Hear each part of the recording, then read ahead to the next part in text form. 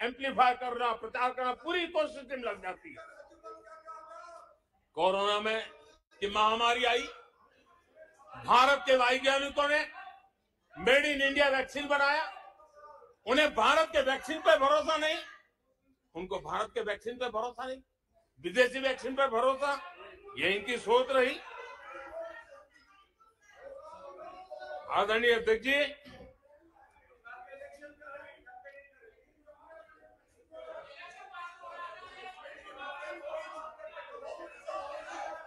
देश के कोटि कोटि नागरिकों ने भारत के वैक्सीन पर विश्वास जताया। इनको भारत के सामर्थ्य पर विश्वास नहीं है, इनको भारत के लोगों पर विश्वास नहीं है। लेकिन इस सदन को मैं बताना चाहता हूं, इस देश का भी, भारत के लोगों का कांग्रेस के प्रति नो कॉन्फिडेंस का भाव बहुत गहरा है। कांग्रेस के प्रति नो कॉन्फिडेंस का भाव बहुत गहरा है भारत के लोगों में। कांग्रेस अपने घमंड से इतनी चूर हो गई है, इतनी भर गई है कि उसको जमीन दिखाई तक देती नहीं है। आदरणीय अध्यक्ष जी, देश के कई हिस्सों में कांग्रेस को जीत दर्ज करने में अनेक दशक लग गए हैं। तमिलनाडु में कांग्रेस की आखिरी बार 1962 में जीत हुई थी। 61 वर्षों से तमिलनाडु के लोग कह रहे हैं कांग्रेस नो कॉन्फिडेंस। तमिलनाडु के लोग कह रहे हैं कांग्रेस। पश्चिम बंगाल में उन्हें आखिरी बार जीत 1972 में मिली थी। पश्चिम बंगाल के लोग 51 सालों से कह रहे हैं कांग्रेस कांग्रेस। उत्तर प्रदेश और बिहार और गुजरात कांग्रेस आखिरी 1985 में जीती थी। पिछले 38 वर्षों से वहां के लोगों ने कांग्रेस को कहा है, वहां के लोगों ने कांग्रेस को कहा है।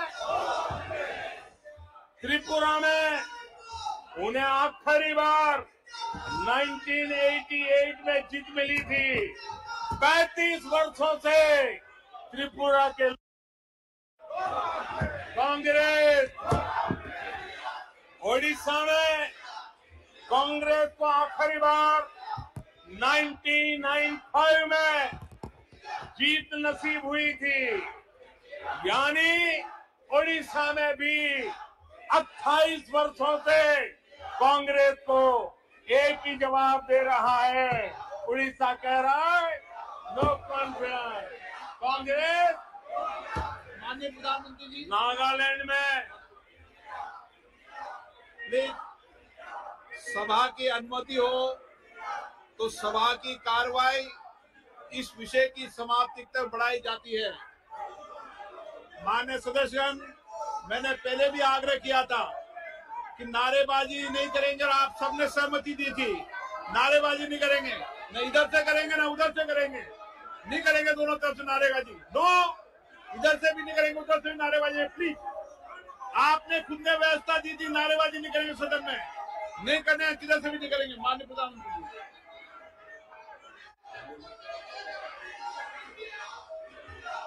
आदरणीय अध्यक्ष जी, नागालैंड में कांग्रेस की आखिरी जीत 1988 में हुई थी। यहाँ के लोग भी 25 वर्षों से कह रहे हैं कांग्रेस कांग्रेस। दिल्ली, आंध्र प्रदेश और पश्चिम बंगाल में तो एक भी विधायक खाते में नहीं है। जनता ने कांग्रेस के प्रति बार बार नो कॉन्फिडेंस घोषित किया है। आदरणीय अध्यक्ष जी, मैं आज इस मौके पर आपके काम की बात बताता हूं, आपके काम की बात बताता हूं, आपकी भलाई के लिए बोल रहा हूं, आपकी भलाई के लिए बोल रहा हूं।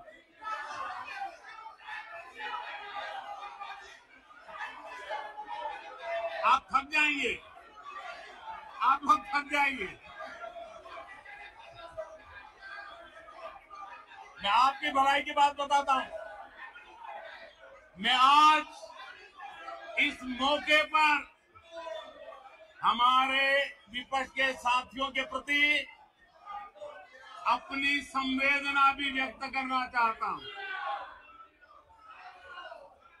कुछ ही दिन पहले बेंगलुरु में आपने मिलजुल कर करीब करीब 1.5-2 दशक पुराने यूपीए का क्रियाकर्म किया है, उसका अंतिम संस्कार किया है। लोकतांत्रिक व्यवहार के मुताबिक मुझे तभी आपको सहानुभूति जरूर व्यक्त करनी चाहिए थी, संवेदना व्यक्त करनी चाहिए थी, लेकिन देरी में मेरा कसूर नहीं है, देरी में मेरा कसूर नहीं है, क्योंकि आप खुद ही एक और यूपीए का क्रियाकर्म कर रहे थे और दूसरी ओर जश्न भी मना रहे थे। और जश्न भी किस बात का? खंडहर पर नया प्लास्टर लगाने का। आप जश्न मना रहे थे खंडहर पर नया प्लास्टर लगाने का। आप जश्न मना रहे थे खेल मशीन पर नया पेंट लगाने का। दशकों पुरानी खटारा गाड़ी को इलेक्ट्रिक व्हीकल दिखाने के लिए आपने इतना बड़ा मजमा लगाया था। और मजेदार ये कि मजमा खत्म होने से पहले ही उसका क्रेडिट लेने के लिए आप में सिर फुटबॉल शुरू हो गई। मैं हैरान था कि ये गठबंधन लेकर आप जनता के बीच जाएंगे। मैं विपक्ष के साथियों को कहना चाहता हूं, आप जिसके पीछे चल रहे हो, आप जिसके पीछे चल रहे हो, उसको तो इस देश की जवान, इस देश की संस्कार की समझ ही नहीं बची है। पीढ़ी दर पीढ़ी ये लोग लाल मिर्च और हरी मिर्च का फर्क नहीं समझ पाए।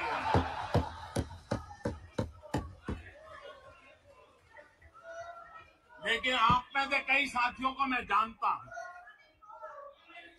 आप सबको भारतीय मानस को जानने वाले लोग, आप लोग भारत के मिजाज को पहचानने वाले लोग हैं।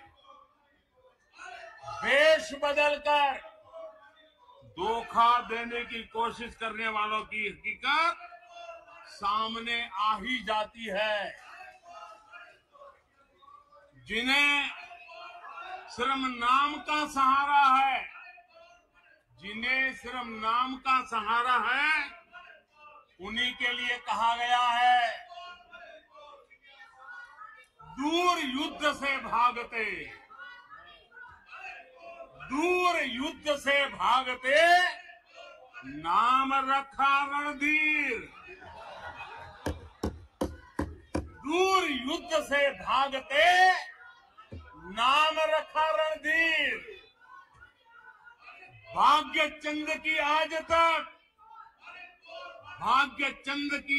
तक सोई है तकदीर। भाग्य चंद की आज तक सोई है तकदीर। आदरणीय अध्यक्ष जी,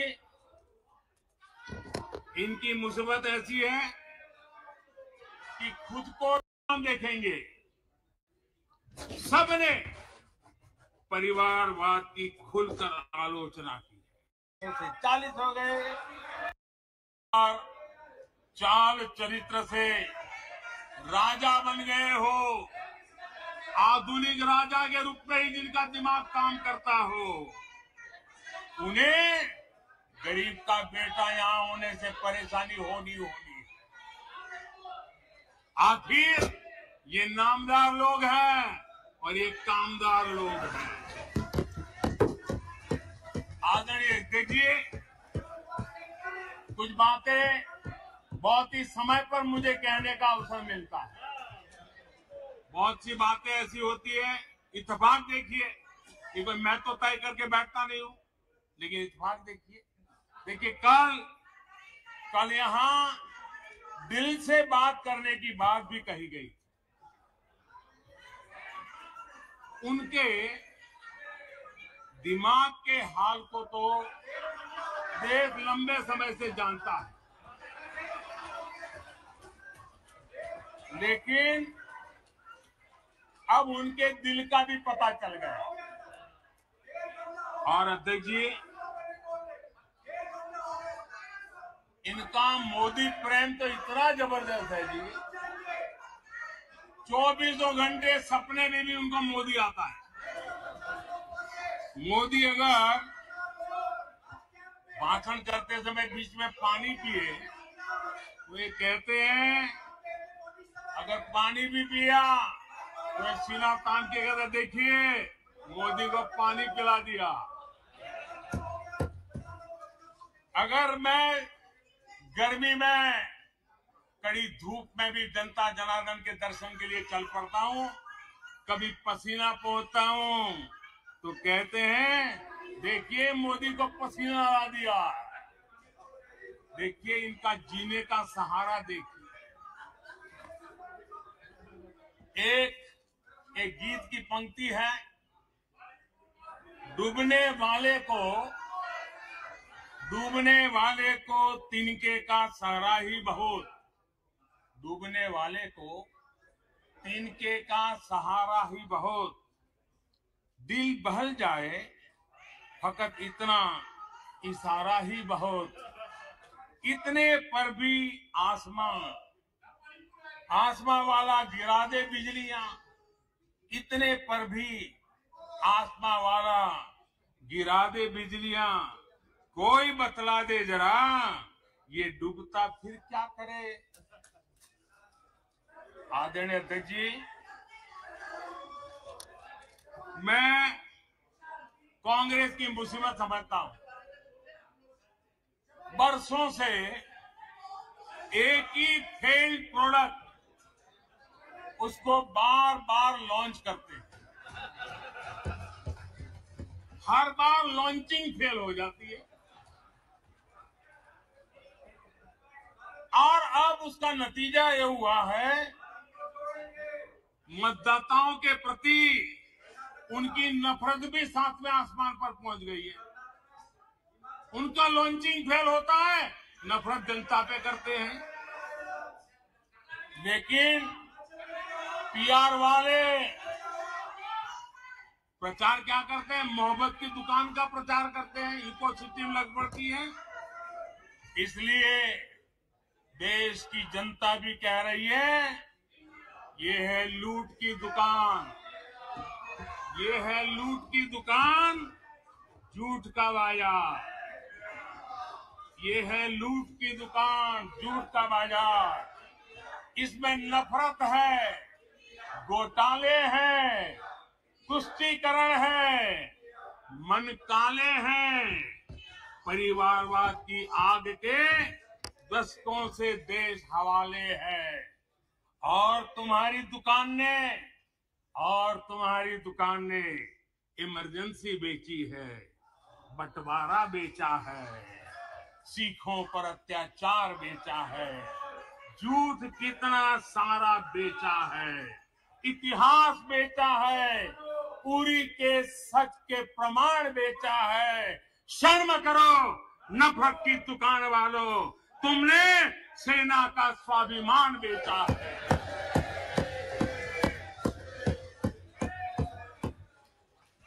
आदरणीय अध्यक्ष जी, हम तो यहाँ बैठे हुए काफी लोग गांव गरीब वाली पृष्ठभूमि से हैं। यहाँ सदन में बड़ी संख्या में लोग गांव और छोटे कस्बों से आते हैं और गांव का कोई व्यक्ति विदेश जाए, सालों तक वो उसके गीत गाता रहता है। एक आध बार भी कभी विदेश जाए देख करके आया हो, सालों तक बताता रहता है, मैं ये देख के आया, मैं ये देख के आया, मैंने ये सुना, मैंने ये मुझे देखा। स्वाभाविक है, गांव का व्यक्ति जिसने बेचारे ने दिल्ली मुंबई भी न देखा हो और अमेरिका जाके आ जाए, यूरोप जाके आ जाए, तो वो वर्णन करता रहता है। जिन लोगों ने कभी गमले में मूली नहीं उगाई,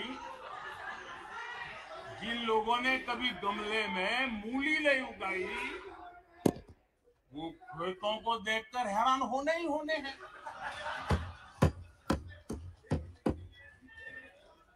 अध्यक्ष जी, हम आप लोग तो जो कभी जमीन पर उतरे ही नहीं, जिन्होंने हमेशा गाड़ी का शीशा डाउन करके दूसरों की गरीबी देखी है, उन्हें सब हैरान करने वाला लग रहा है। जब ऐसे लोग भारत की स्थिति का वर्णन करते हैं तो ये भूल जाते हैं कि भारत में 50 साल तक उनके परिवार ने राज किया था।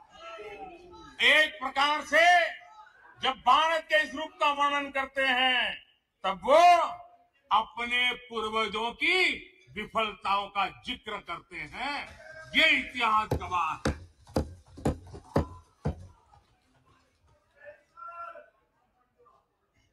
और इनकी दाल गलने वाली नहीं है, इसलिए नई नई दुकानें खोल करके बैठ जाते हैं।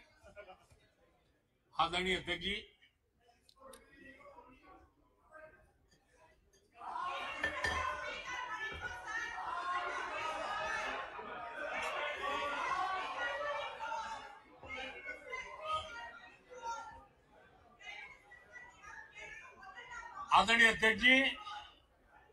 इन लोगों को पता है कि इनकी नई दुकान पर भी कुछ दिनों में ताला लग जाएगा। और आज इस चर्चा के बीच देश के लोगों को मैं बड़ी गंभीरता के साथ इस घमंडिया गठबंधन की आर्थिक नीति से भी सावधान करना चाहता हूं।